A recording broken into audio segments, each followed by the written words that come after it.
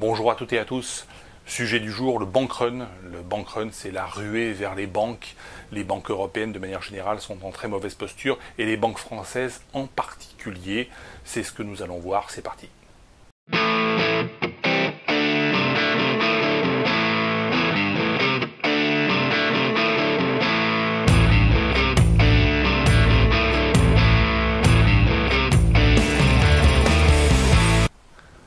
De manière générale, le métier d'un banquier consiste à récolter des fonds et à les prêter, donc récolter des fonds et les rémunérer, mettons à 2%, et puis à les prêter, on va dire à 3%, et d'encaisser les 1% de différence.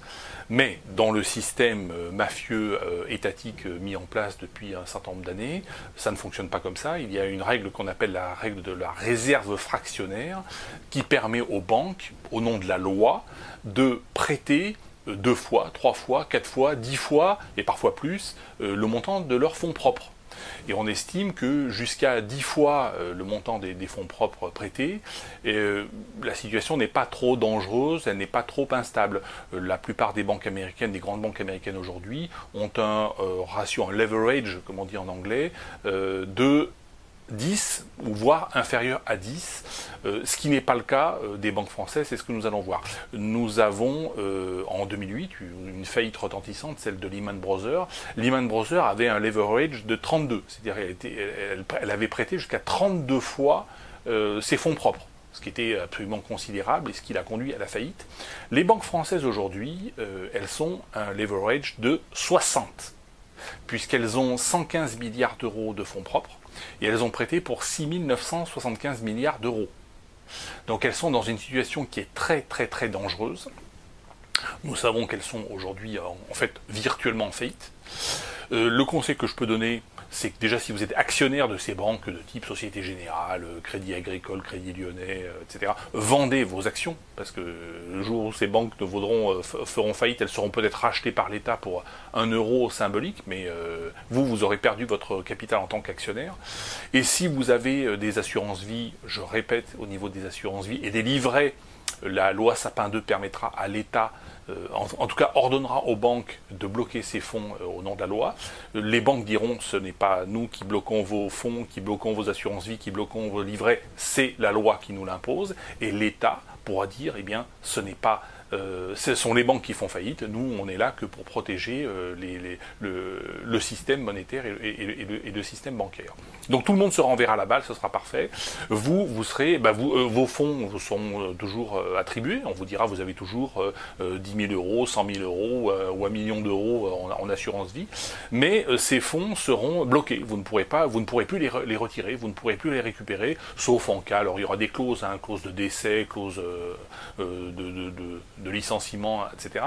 Mais vous ne pourrez pas normalement récupérer vos fonds. Donc ça c'est pour les assurances-vie. Et puis si vous avez naturellement de la trésorerie, je rappelle que les Français ont 500 milliards d'euros de trésorerie, non rémunérée, juste de la trésorerie sur les comptes courants, sur les comptes courants aussi des entreprises, ce qui est une somme assez considérable.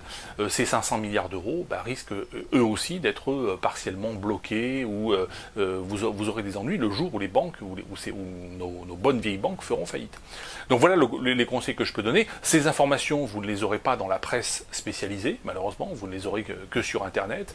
Vous ne la verrez pas dans la presse écrite, vous n'entendrez pas parler de cela à la télévision. Si vous allez voir votre banquier, il va vous dire vous allez ne retirez pas vos assurances vie, vous allez perdre vos avantages fiscaux parce qu'on vous donne un petit bonbon fiscal. Je rappelle que les assurances vie aujourd'hui rémunèrent les comptes en euros autour de 1,25% par an, alors que l'inflation réelle est de l'ordre de 3-4% minimum. L'inflation sur les produits, on le voit très bien, sur l'essence, sur les produits alimentaires, sur les produits de première nécessité, l'inflation est au minimum de 3-4% par an.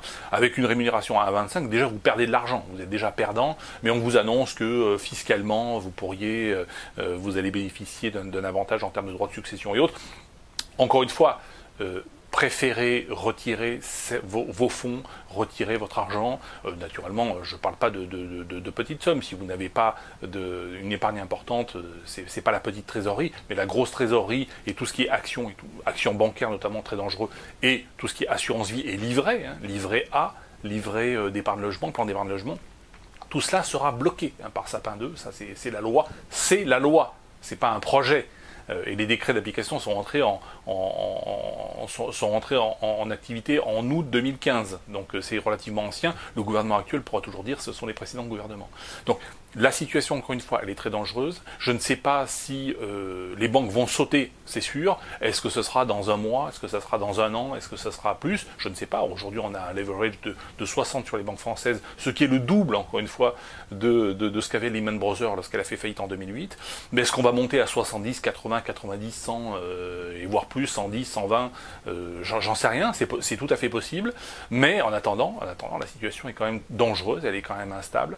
Et nous devons, eh bien, encore une fois, c'est mon devoir de vous prévenir. Alors je sais que, même si intellectuellement vous êtes d'accord avec moi et vous dites, ah ben le commandant a raison, dans la pratique, très peu d'entre vous auront le courage d'aller voir leur banquier et de véritablement retirer les fonds. C'est ce qui est très triste en fait dans ce combat. Ce qu'il faut savoir, c'est que pour ne plus être un esclave, c'est vrai que la première étape, c'est d'avoir conscience qu'on est dans un système qui est fait pour nous faire les poches, système fiscal, mais aussi le système monétaire et le système bancaire, contrôlé par l'État et contrôlé par les banques centrales. La banque centrale, c'est la banque des banques.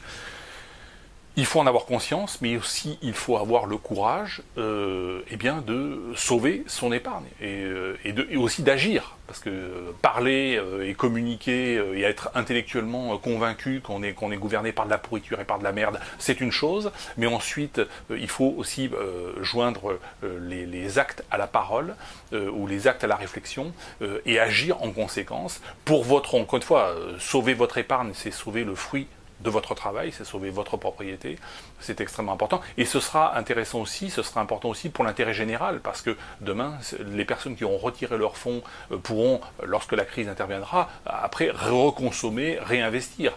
Quand ces fonds, tous les fonds qui seront bloqués par les banques et bloqués par l'État, seront des fonds en réalité perdus, destinés à éponger simplement les dettes monstrueuses qui ont été faites dans le secteur privé, mais aussi dans le secteur public, pour relancer toujours plus une économie qui était étranglée par les taxes et les lois. Donc vous voyez bien cette mécanique étatique satanique, où on étrangle l'économie par les taxes et les lois. Pour relancer l'économie, on s'endette à mort, et puis une fois qu'on est hyper endetté, eh bien les banques font faillite, et l'État fait faillite, et on se retrouve dans une situation où tout le monde est ruiné. C'est malheureusement le schéma classique qui se reproduit depuis des décennies et depuis malheureusement des siècles, qui se produit actuellement sous nos yeux dans des pays comme l'Argentine ou le Venezuela. Le Venezuela dans des proportions absolument monstrueuses, mais aussi dans un pays comme l'Argentine, qui, je le rappelle, Venezuela et Argentine, qui étaient, il y a 50 ans, parmi les pays les plus riches du monde, et qui étaient plus riches que des pays comme la France ou l'Allemagne. Dans les années 50, ces pays étaient beaucoup plus riches que les pays européens. Voilà pour ces conseils. Merci à toutes et à tous et je vous dis à bientôt.